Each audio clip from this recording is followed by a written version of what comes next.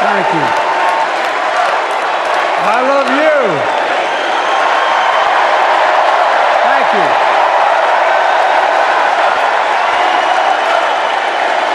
Thank you, thank you, thank you.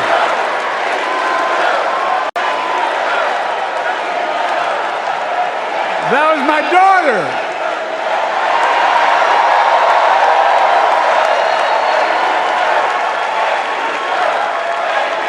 Thank you.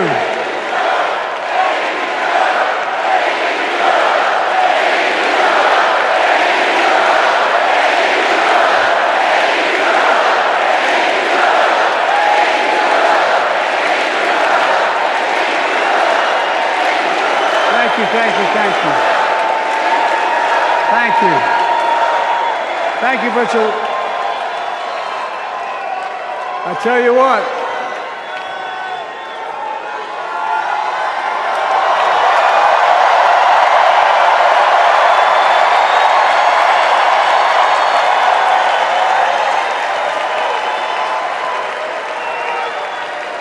To my dearest daughter, Ashley, God love you, you're incredible.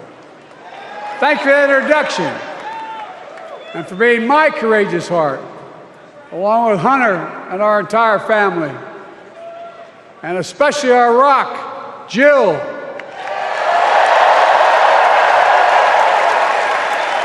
Who, as those of you who know us, she still leaves me both breathless and speechless.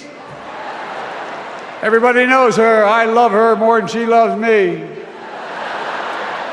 She walks down the stairs and I still get that going boom, boom, boom. You all will know me. No, I'm kidding. Let's give a special round of applause to our First Lady, Jill Biden.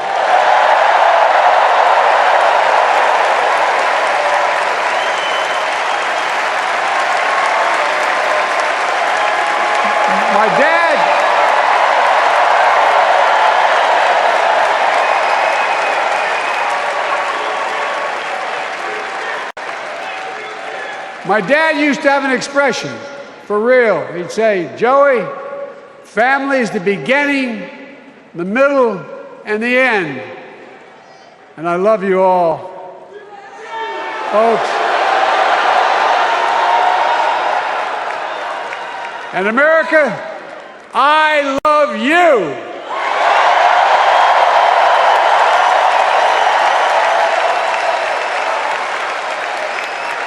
Folks, let me ask you.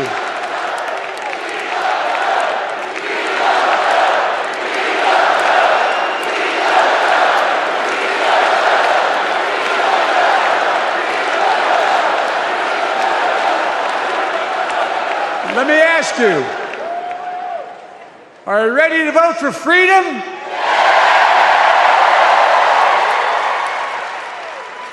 Are you ready to vote for democracy and for America? Let me ask you, are you ready to elect Kamala Harris and Tim Walz, President and Vice President of the United States?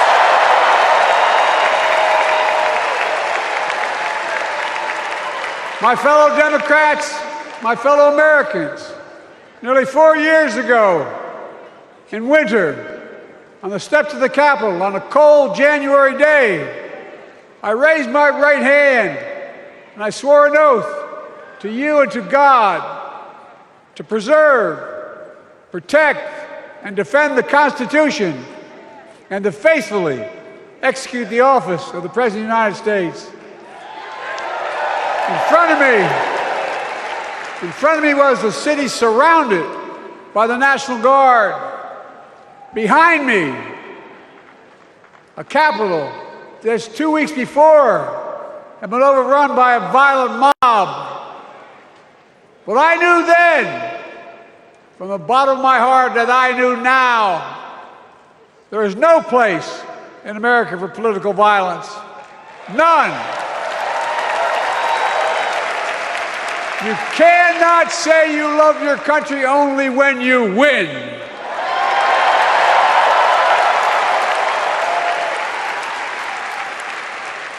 In that moment, I wasn't looking to the past. I was looking to the future. I spoke of the work at hand, the moment we had to meet.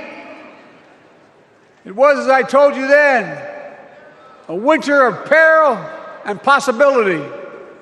Of peril and possibility. We're in the grip of a once-in-a-century pandemic, historic joblessness, a call for racial justice long overdue, clear and present threats to our very democracy. Thank you.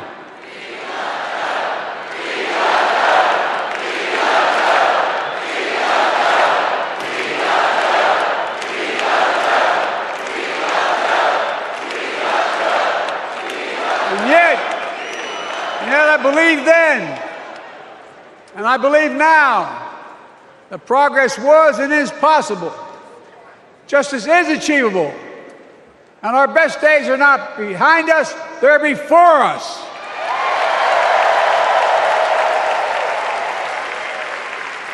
Now it's summer. The winter has passed. And with a grateful heart, I stand before you now on this August night to report that democracy has prevailed.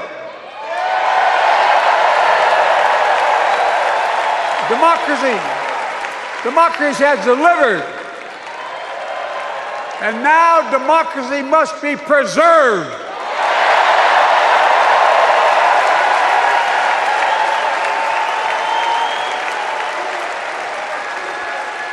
You've heard me say it before. We're facing an inflection point. One of those rare moments in history when the decisions we make now will determine the fate of our nation and the world for decades to come. That's not hyperbole, I mean it literally. We're in a battle for the very soul of America. I ran for president in 2020 because of what I saw in Charlottesville in August of 2017. Extremists coming out of the woods, carrying torches, their veins bulging from their necks, carrying Nazi swastikas, and chanting the same exact anti-Semitic bile that was heard in Germany in the early 30s. Neo-Nazis, white supremacists, and the Ku Klux Klan, so emboldened by a president then in the White House that they saw as an ally. They didn't even bother to wear their hoods. Hate was on the march in America. Old ghosts and new garments, stirring up the oldest divisions, stoking the oldest fears, giving oxygen to the oldest forces that they long sought to tear apart America. In the process, a young woman was killed. When I contacted her mother, I asked about what happened. She told me. When the president was asked what he thought had happened, Donald Trump said, and I quote, "There are very fine people on both sides. My God." That's what he said. That is what he said and what he meant. That's when I realized, had to listen to the admonition of my dead son, I could not stay in the sidelines. So I ran.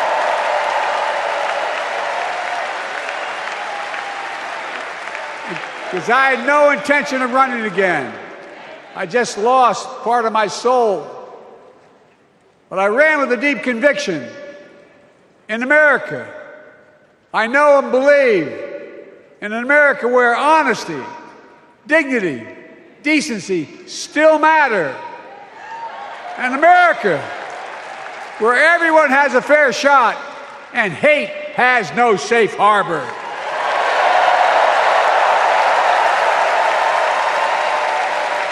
An America where the fundamental creed of this nation, that all of us are created equal, is still very much alive. And a broad coalition of Americans joined with me. 81 million voters voted for us, more than any time in all of history. Because of all of you in this room and others, we came together in 2020 to save democracy.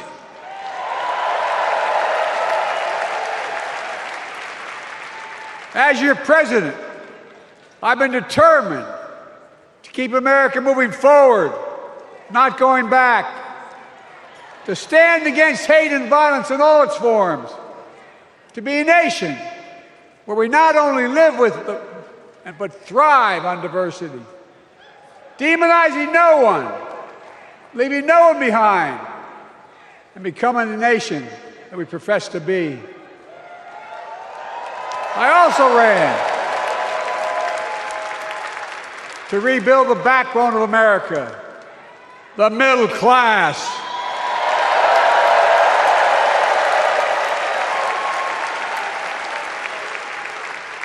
I made a commitment to you that I'd be a president for all Americans, whether you voted for me or not.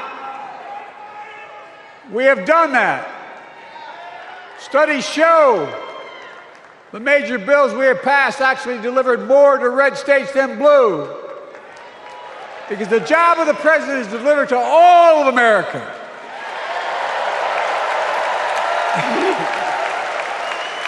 Because of you, and I'm not exaggerating, because of you, we've had one of the most extraordinary 4 years of progress ever, period.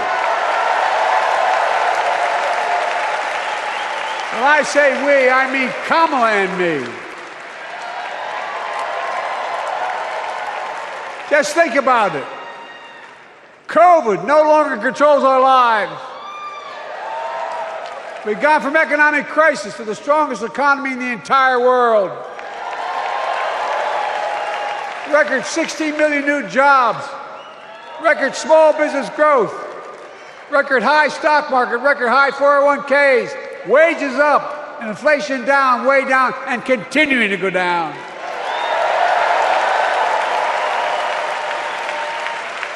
The smallest racial wealth gap in 20 years. And yes, we both know we have more to do, but we're moving in the right direction. More Americans have peace of mind that comes from having health insurance. More Americans have health insurance today than ever before in American history.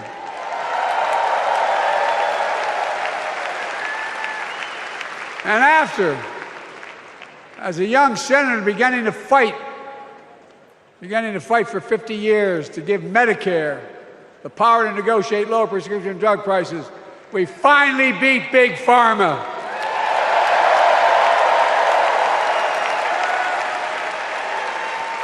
And guess who cast the tie-breaking vote? Vice President, soon-to-be President Kamala Harris.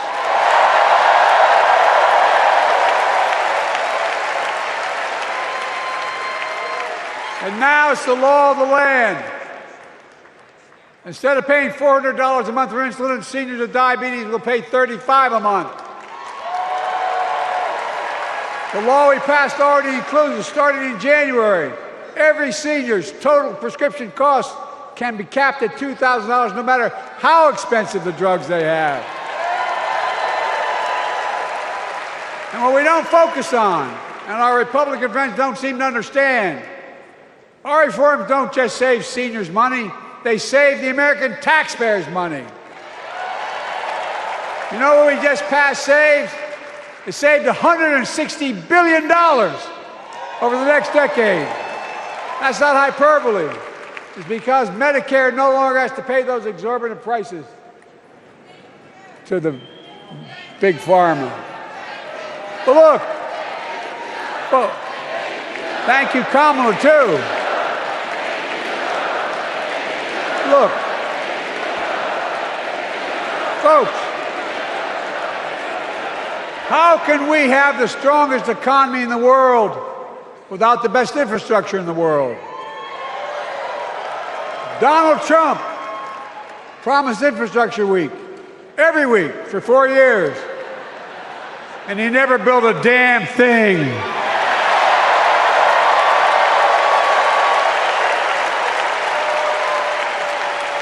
now, because of what Kamala and I have done, remember we were told we couldn't get it done. Remember when we came into office, we couldn't get anything passed? But right now, we're giving America an infrastructure decade, not week. We're modernizing our roads, our bridges, our ports, our airports, our trains, our buses. We're removing every lead pipe from schools and homes so every child can drink clean water. We're providing affordable high-speed internet for every American, no matter where they live, not unlike what Roosevelt did with electricity. And so much more. We are uniting the country. We're growing our economy. We're improving our quality of life. And we're building a better America.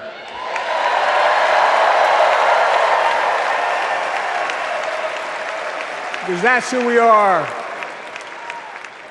How can we be the strongest nation in the world without leading the world in science and technology?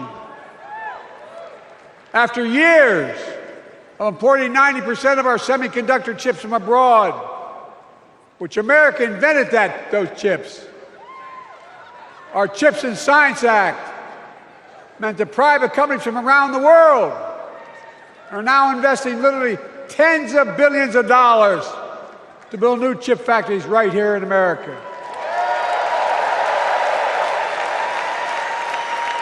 And over that period, they'll create tens of thousands of jobs.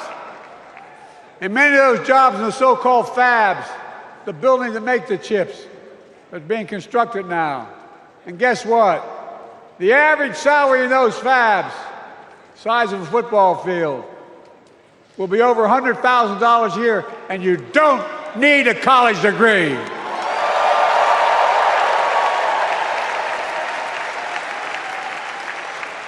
Because of you and so many electeds out there, American manufacturing is back. Where the hell to say we wouldn't lead the world in manufacturing? 800,000 new manufacturing jobs.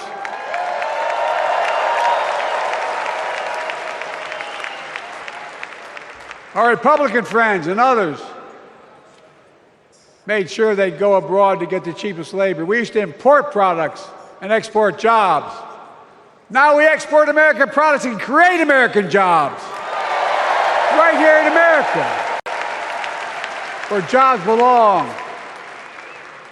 With every new job, with every new factory, pride and hope is being brought back to communities throughout the country that were left behind.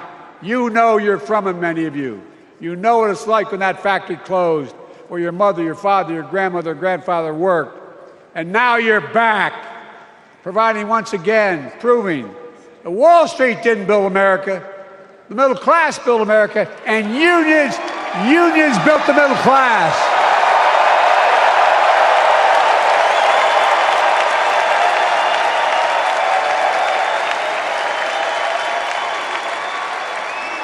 It's been my view since I came to the Senate. And that's why I'm proud to have been the first president to walk a picket line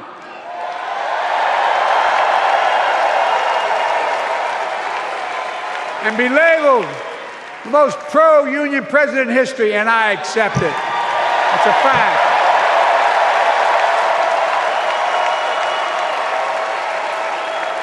Because when unions do well, we all do well.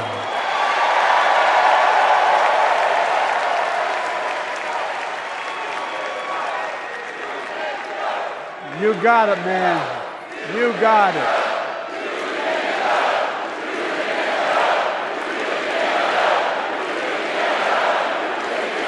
I agree. I'm proud. Look, remember we told we couldn't get anything done because we couldn't get anything done in the Congress? Well, with your support, we passed the most significant climate law in the history of mankind.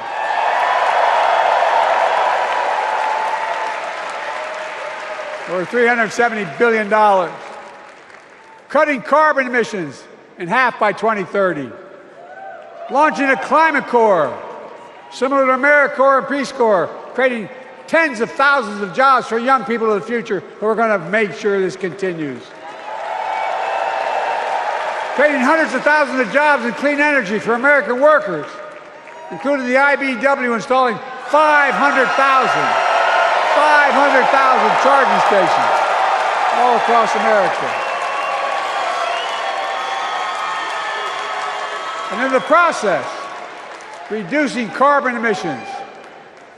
And we're seeing it. We're seeing to it that the first beneficiaries of environmental initiatives are those fence-lined communities that have been smothered by the legacy of pollution. Louisiana and Delaware, Route 9, all the factories, all those chemical factories are right next to the poorest neighborhoods. They're the ones we're going to bring back.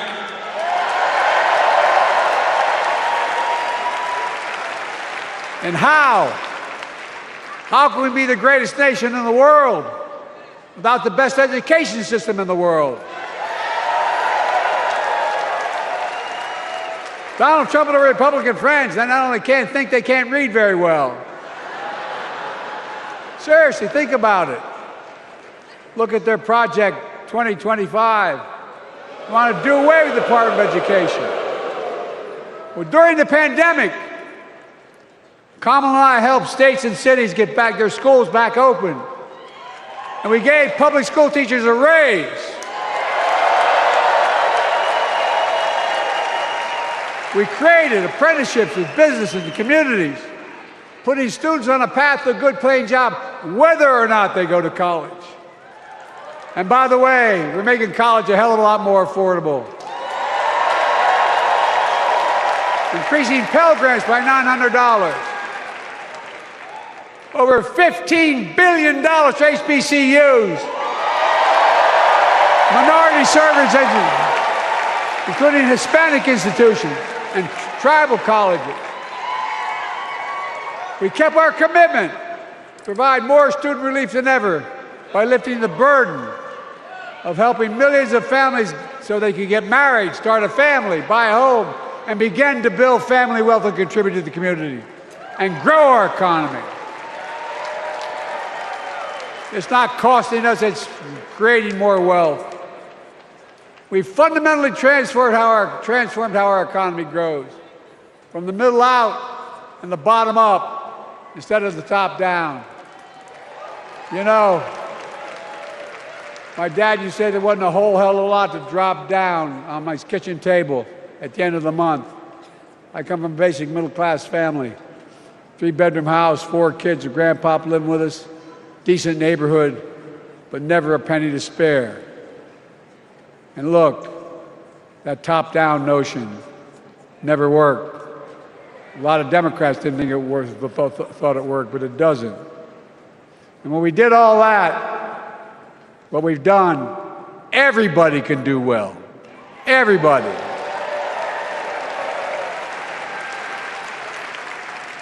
Donald Trump calls America a failing nation. No, I'm serious. But think about this. Think about this. He publicly says to the whole world, I'm going to say something outrageous. I know more foreign leaders by their first names and know them well than anybody alive. Just because I'm so damn old. But I'm not joking. Think of the message he sends around the world when he talks about America being a failing nation. He says we're losing. He's the loser. He's dead wrong.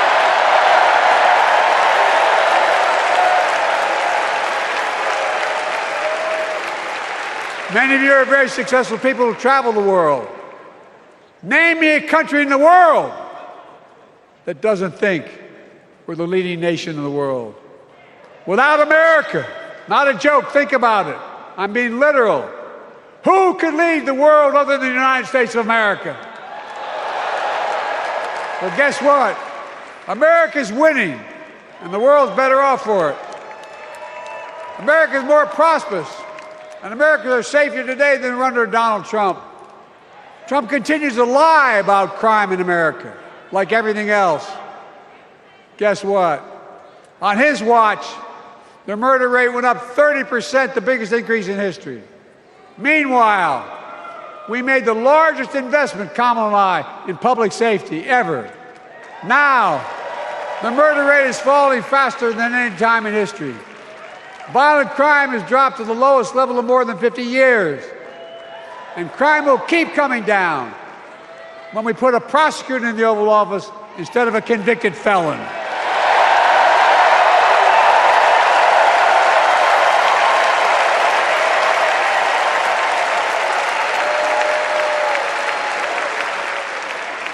And folks, the distinguished senator from the C Senator from California and I passed the first ban on assault weapons. And guess what? It worked. If we care about public safety, we need to prevent gun violence. And what makes me ashamed when I travel the world, which I do, more children in America are killed by a gunshot than any other cause in the United States. More die from a bullet than cancer, accidents, or anything else in the United States of America. My God. That's why Kamala and I are proud. We beat the NRA when we passed the first major bipartisan gun safety law in 30 years.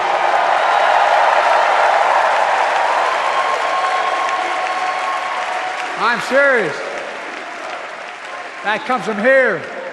And now it's time to ban assault weapons again.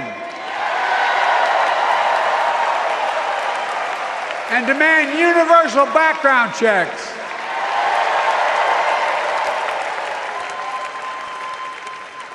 It's hard. I never thought I'd stand before a crowd of Democrats and refer to a president as a liar so many times. No, I'm not trying to be funny. It's sad. Trump continues to lie about the border. Here's what he won't tell you. Trump killed the strongest bipartisan border deal in the history of the United States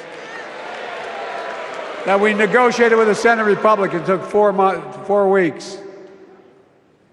Once it passed, and they acknowledged the most expansive border change in American history, he called senators to say, don't support the bipartisan bill, because he said it would help me politically and hurt him politically.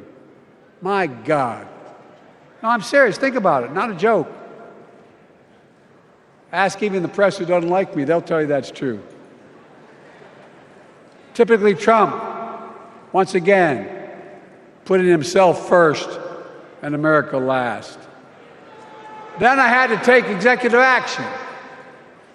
The result of the executive action I took, border encounters have dropped over 50%.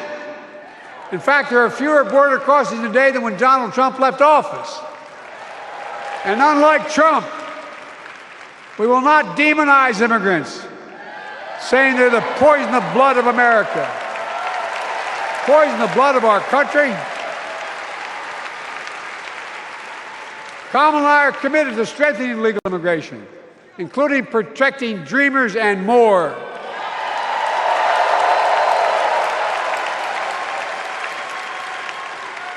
And here's what else I believe in. Protecting your freedom to vote, your freedom to love who you love.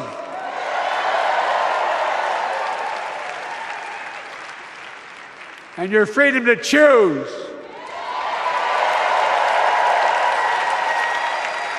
In its decision overturning Roe v. Wade, as you heard earlier tonight, the United States Supreme Court majority wrote the following, quote, women are not without electoral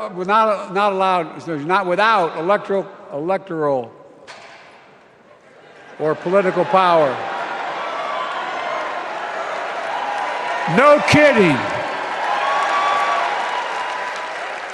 MAGA Republicans found out the power of women in 2022.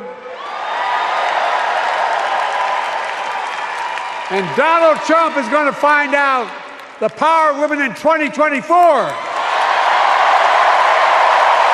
Watch.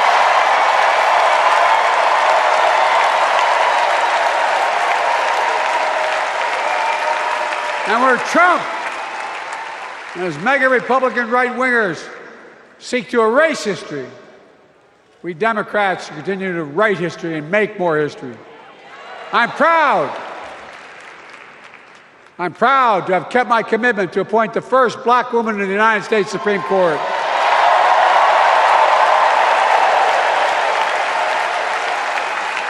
Ketanji Brown Jackson, a symbol for every young woman in America that you can do anything. I'm proud that I've kept my commitment to have an administration that looks like America and that taps in to the full talent of our nation. The most diverse cabinet in history, including the first black woman of South Asian descent to serve as vice president. And will soon serve as the 47th President of the United States.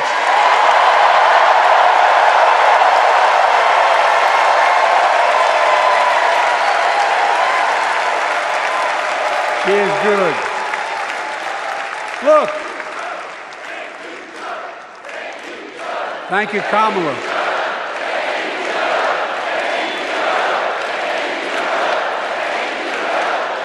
Folks, I've long said we have many obligations as a nation, but I got in trouble years ago for saying I'd make no apologies.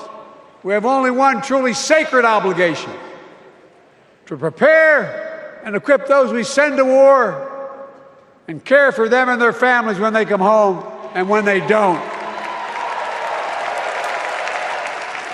That's why I'm so proud to have written and signed the PACT Act, one of the most significant laws ever, helping veterans and their families exposed to toxic materials like burn pits and Agent Orange. I was around during the Vietnam War. It's hard. Nobody was able to prove that their illness was a consequence of Agent Orange.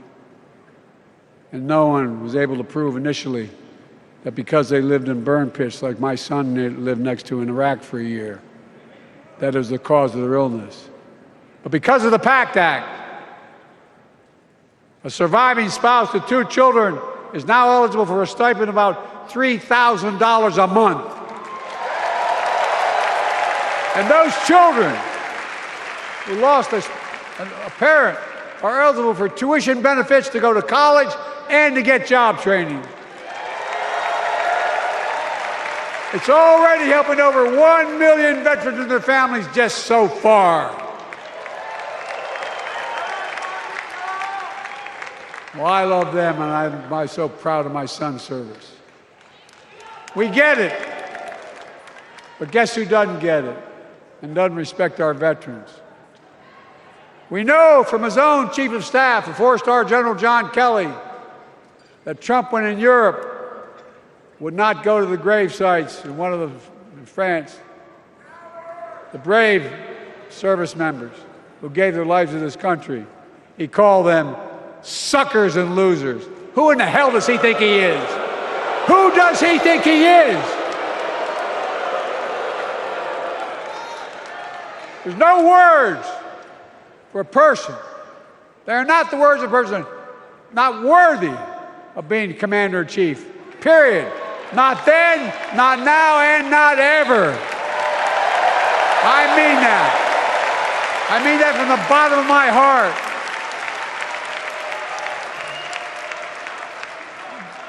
Just as no commander-in-chief should ever bow down to a dictator, the way Trump bows down to Putin. I never have, and I promise you, Kamala Harris will never do it. Will never bow down. When Trump left office, Europe and NATO was in tatters. Not a joke. America First doctrine changed our whole image in the world. Well, they gave the hours, about 190 hours sum total, even my counterparts or heads of state in Europe, to strengthen NATO. We did. We united Europe like it hadn't been united for years, adding Finland and Sweden to NATO. 10 days before he died, Henry Kissinger called. and said, not since Napoleon has Europe not looked over their shoulder at Russia with dread, until now. Until now. Well, guess what? Putin thought he'd take Kyiv in 3 days. 3 years later, Ukraine is still free.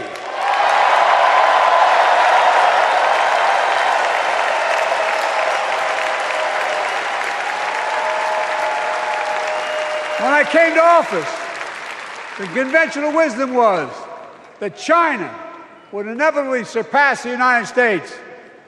They haven't noticed. No one's saying that now.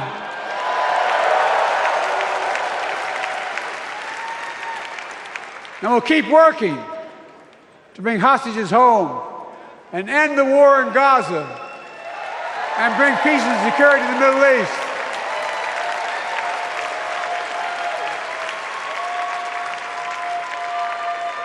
As you know, I wrote a peace treaty for Gaza. A few days ago, I put forward a proposal that brought us closer to doing that than we've done since October 7th.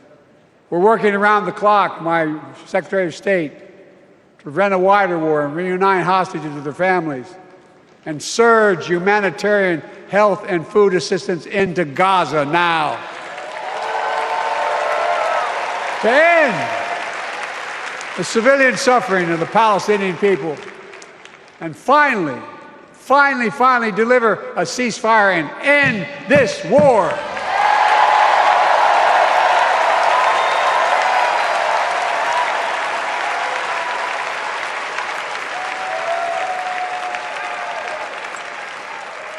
Those protesters out in the street, they have a point.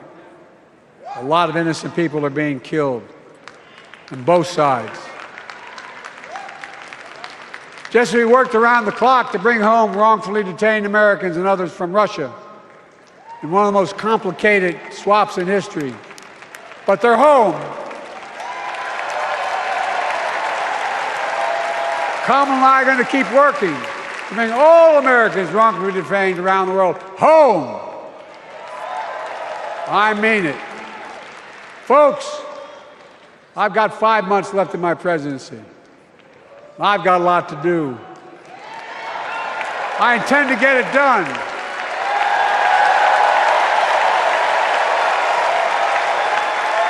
It's been the honor of my lifetime to serve as your president.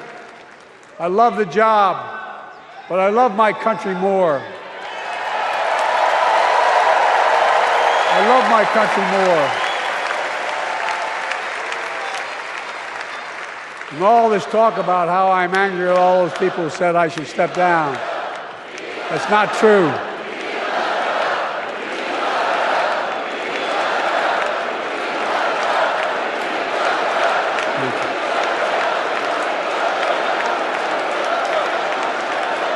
I love my country more, and we need to preserve our democracy. In 2024, we need you to vote. We need you to keep the Senate. We need you to win back the House of Representatives. And above all, we need you to beat Donald Trump.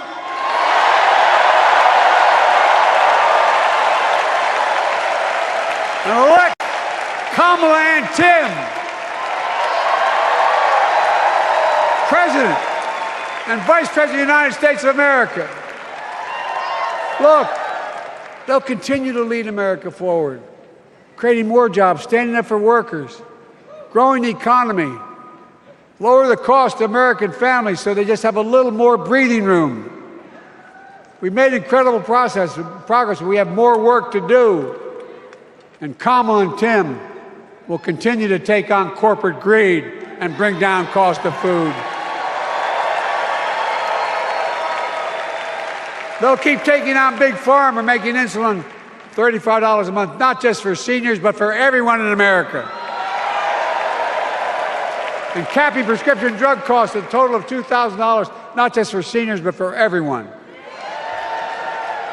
And folks, that's going to save America again tens of billions of dollars. Folks, they'll make housing more affordable, building 3 million new homes, providing $25,000 down payment assistance for the first-time home buyer, more than the 10 we approved. Donald Trump wants a new tax on imported goods, food, gas, clothing, and more. You know what that will cost the average family, according to the experts? $3,900 a year in a tax. No, it's a fact. Kamala and Tim will make the child care tax credit permanent.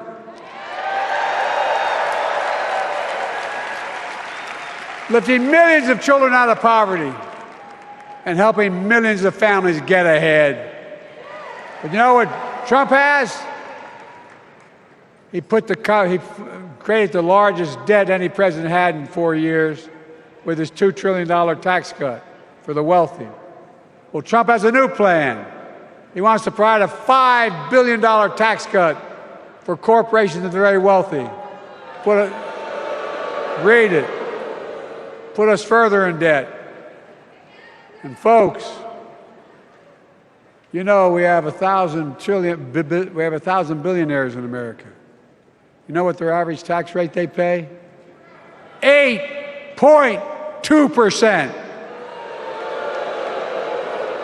If we just increased our taxes we proposed to 25%, which isn't the highest tax rate even, it would raise $500 billion new dollars over 10 years. They'd still be very wealthy. Look, Kamala and Tim are going to make them pay their fair share. They'll protect Social Security and Medicare. Trump wants to cut Social Security and Medicare. Kamala and Tim will protect your freedom. They'll protect your your right to vote. They'll protect your civil rights. And you know Trump will do everything to ban abortion nationwide. Oh, he will. You know, Kamala and Tim will do everything they possibly can. That's why you have to elect a Senate and a House to restore Roe v. Wade.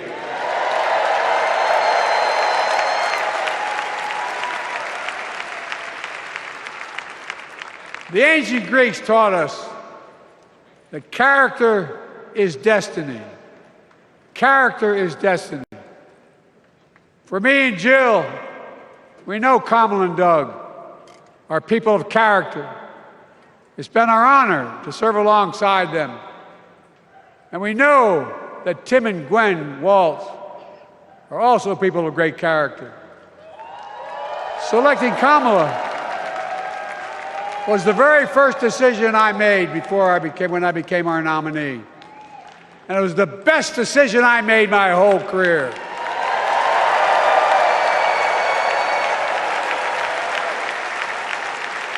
We've not only gotten to know each other, we've become close friends. She's tough, she's experienced, and she has enormous integrity, enormous integrity. Her story represents the best American story. And like many of our best presidents, she was also vice president. That's a joke.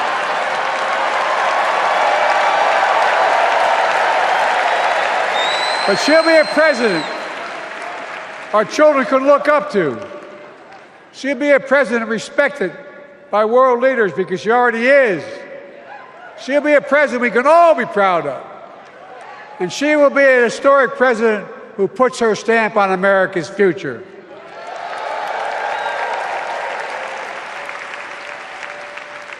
This will be the first presidential election since January 6th. On that day, we almost lost everything about who we are as a country. And that threat, this is not hyperbole, that threat is still very much alive. Donald Trump says he will refuse to accept the election result if he loses again. Think about that. He means it. Think about that. He's promising a bloodbath if he loses, in his words. And that he'll be a dictator on day one, in his own words. By the way, this sucker means it. No, I'm not joking. Think about it.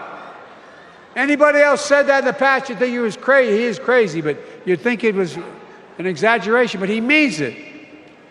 We can't let that happen. Folks, all of us carry a special obligation. Independents, Republicans, Democrats.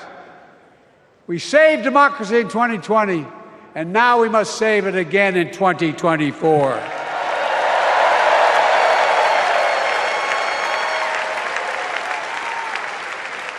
The vote of each of us cast this year will determine whether democracy and freedom will prevail.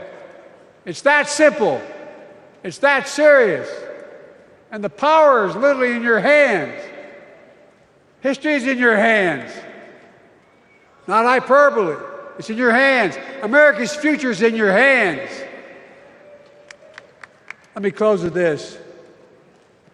Nowhere else in the world could a kid with a stutter and modest beginnings in Scranton, Pennsylvania, and Claymont, Delaware, grow up to sit behind the resolute desk in the Oval Office.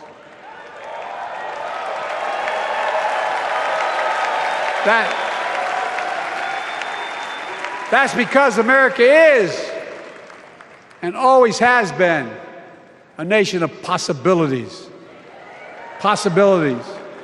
We must never lose that. Never.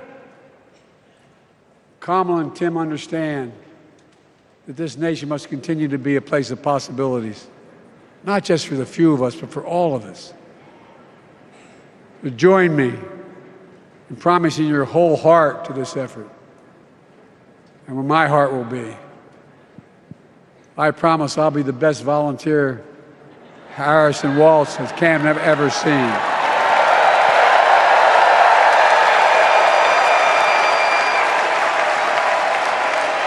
Each of us has a part in the American story. For me and my family, there's a song that means a lot to us, that captures the best of who we are as a nation. The song is called American Anthem. There's one verse that stands out, and I can't sing worth a damn, so I'm not going to try. I'll just quote it. The work and prayers of centuries have brought us to this day. What shall our legacy be? What will our children say? Let me know in my heart when my days are through. America, America, I gave my best to you.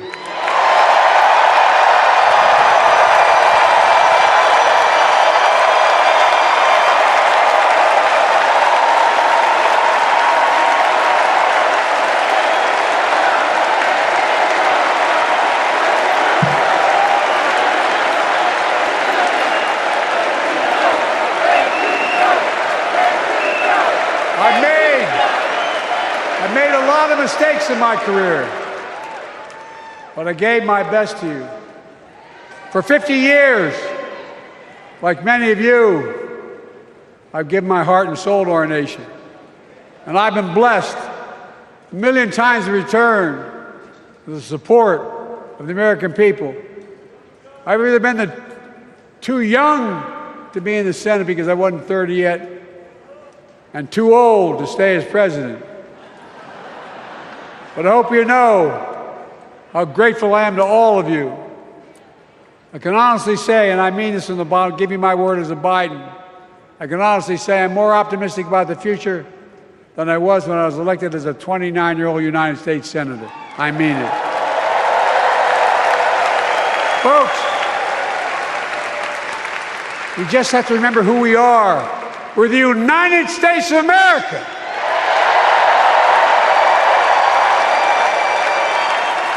And there's nothing we cannot do when we do it together. God bless you all, and may God protect our troops.